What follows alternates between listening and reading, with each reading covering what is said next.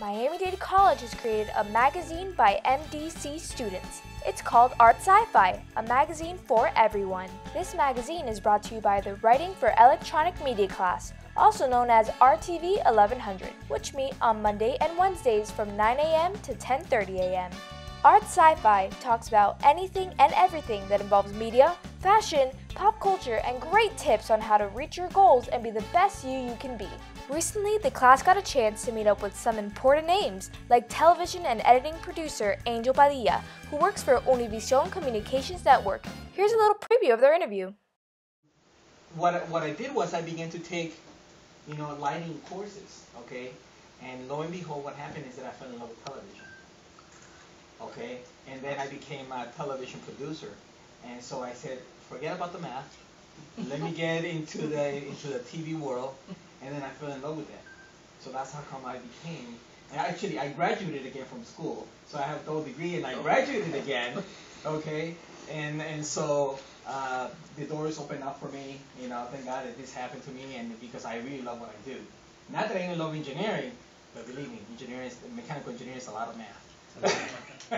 They also got a chance to meet with Carolina Maggi, who is an actress, TV host, and TV producer for Telemundo, Venevisión, and much more. You get to be in contact with a lot of people that obviously you wouldn't be able if you were in another type of industry, and I think we obviously will make a huge impact in our communities. And I think that when you do things the right way, you can impact positively a lot of people. So that's one of the things that I love the most. Art Sci-Fi is a must-read and will leave you asking for more. To be a part of this exciting project, remember to go to mdc.edu for more information on RTV 1100. Trust me, you won't regret it. We are back with MDC Trivia Brainbuster. Ashley, am I the only one here? Ooh, sorry. I was looking up the information on YouTube. YouTube? Yeah, we have our own YouTube channel, remember? Miami-Dade College FL. So that means you weren't listening. Let's get back to the trivia question, shall we? So, okay.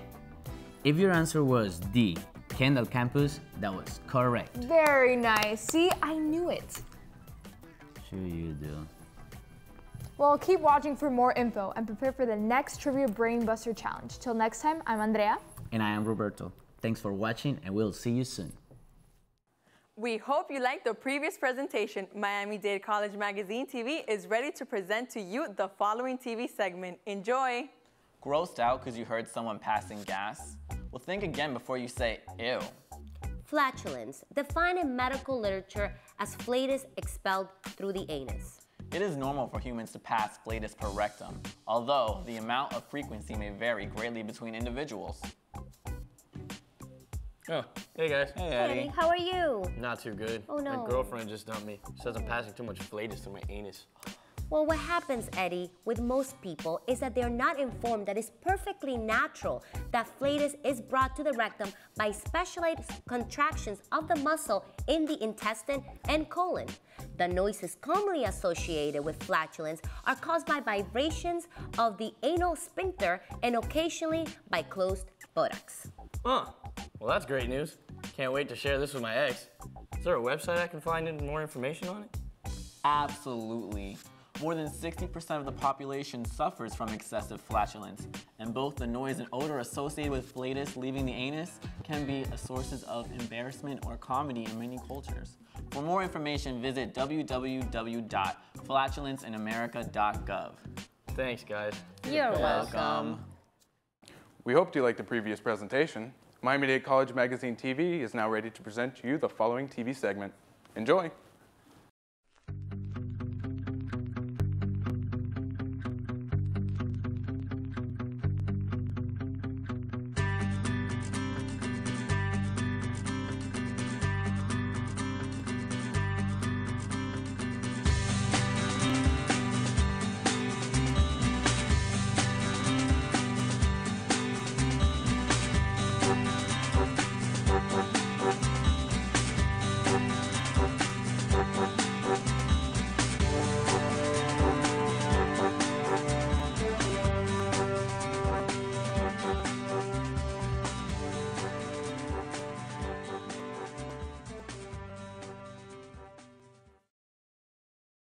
I heard from a teacher who had heard from another teacher who had gotten an email about somebody who had heard something at a meeting where it was actually possible for you to get in trouble for using videos in the classroom. I would like to have been able to know, well, what are my rights here? Sometimes I had an awareness that I might have been doing something I shouldn't have been doing, but I was able to just kind of push it out of the way. And fortunately, I didn't get those fingers slapped, but teachers are.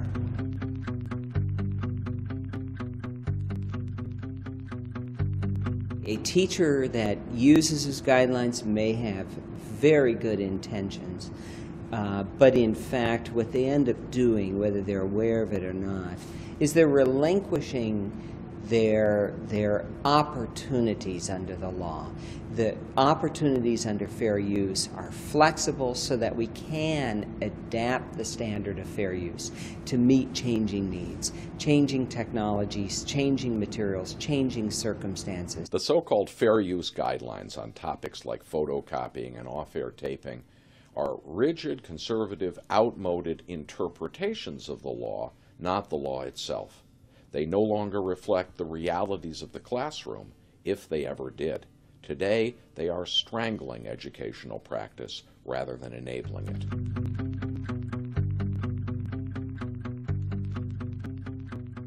The specific exceptions that copyright law provides for teaching are too few and too narrow to cover many common and important educational practices.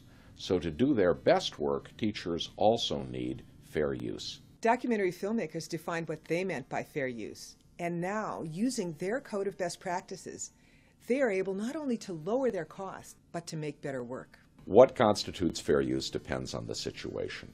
Broadcasters and journalists understand how the doctrine applies to them, and so do documentary filmmakers. Now the media literacy community is figuring it out, too. They've come together to create what teachers really need, not a rule book, but a code of best practices to guide them and their students in making their own wise decisions.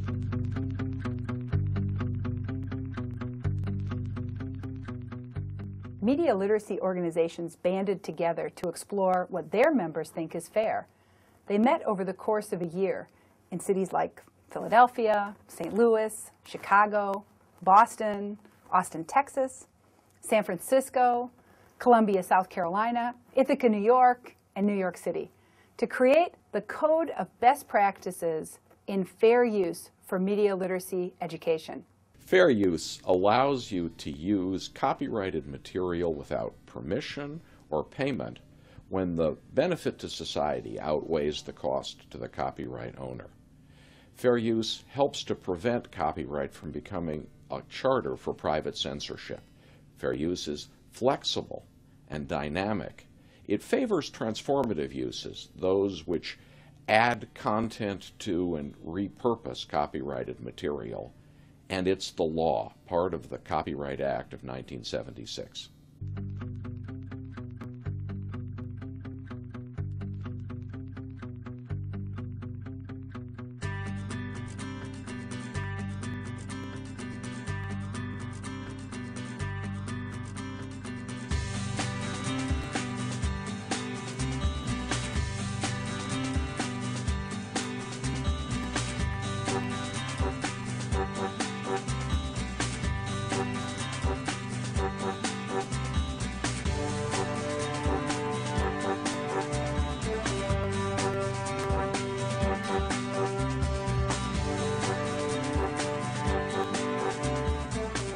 Teacher, as a student in a media class, as someone who had a teacher who was a student in a media class, if you know someone who looks like a teacher, it doesn't matter.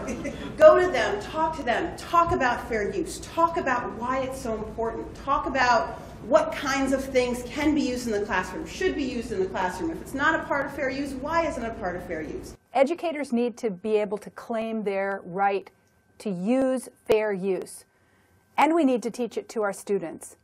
In an increasingly copyrighted world, fair use makes it possible to develop critical thinking and communication skills that are essential for participation in 21st century life.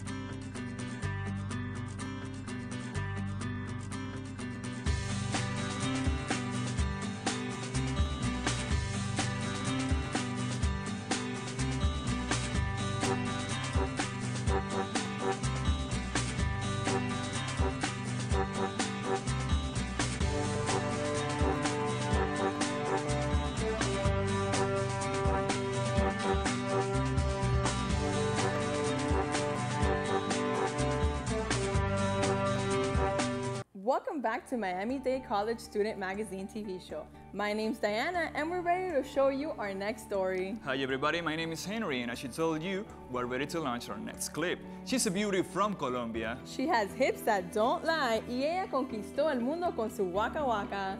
Well, I like your Spanish, that was really good actually. Thank you. Now let's focus. Sure, and yes, she's not only a hot bomb, but an explosion full of Latin music. Do you know who she is? Of course, she's the one and only Shakira! And this is our tribute for the Artist of the Week. Let's watch. International pop sensation Shakira is taking over the world with her vivacious dance moves and killer vocals. Born in Barranquilla, Colombia on February 2nd of 1977, she is the highest grossing Colombian artist of all time. She wrote her first song at the age of 8 and used to enjoy singing for her classmates and teachers at her Catholic school. But in the 2nd grade, was rejected for her school choir because her vibrato was way too strong. And now look at her. She has won 2 Grammy Awards and 7 Latin Grammys. Don't forget her 12 Billboard Latin Music Awards and plus being Golden Globe nominated. It's no wonder Shakira has become a megastar in the music world today, not only in Latin America, but in the US charts. Shakira is a powerhouse everywhere in the world, and for good reason.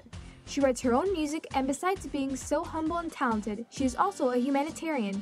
In addition to her busy career, Shakira created Pies Descalzos Foundation to help children in her native Colombia. She is also a UNICEF Goodwill Ambassador, and she was awarded a UN International Labour Organization medal in 2010 for her efforts. So what doesn't Shakira do? Well, she's done music, videos, concerts, but it's only a matter of time before she did television. That's right, Shakira is becoming one of the 4 main judges in the widely popular singing competition TV show, The Voice. Here's what she has to say about the experience so far. I promise I'll be gentler on Adam, for starters.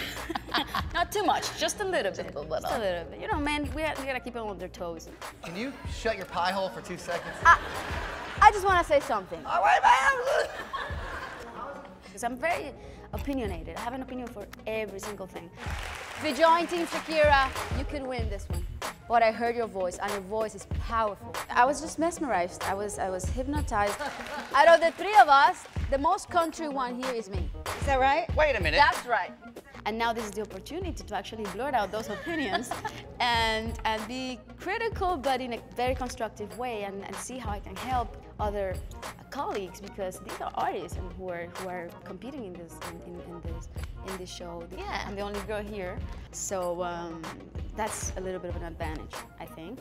I'm just gonna let them have their moment, but you know I got this one, guys. The only thing I hope is that they underestimate me. You know? Well, I'm excited. I'm gonna succeed. Yes. Yeah. We're here to win. I love a competitive girl. Girl power. Well, all we have to say is thanks, Shakira, and keep rocking on. Stay tuned with Miami-Dade College Magazine TV. We'll be right back after these commercials.